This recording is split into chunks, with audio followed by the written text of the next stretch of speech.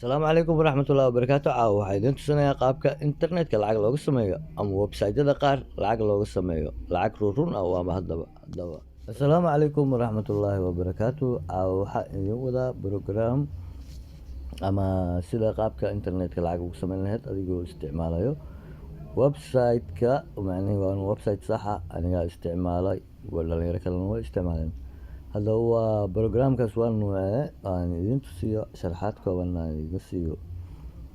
waa kan programka oo browserka marka hore aad ka geli kartaa haddaa rabtana caadi u soo download garaysan kartaa. waa DDB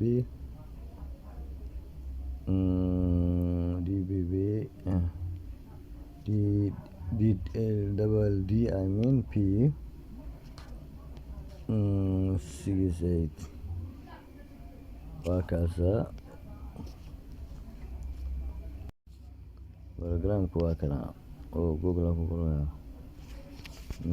ku qoray waa ka programka aniga hore ugu jiray. waa kana programka magaciisa aniga waa ii samaysan yahay. hadda login waa lambarkaaga ciwaankaaga ku galaysaa. qaabka u registraysanaysana dabcan anaa kuu soo sheegi doono.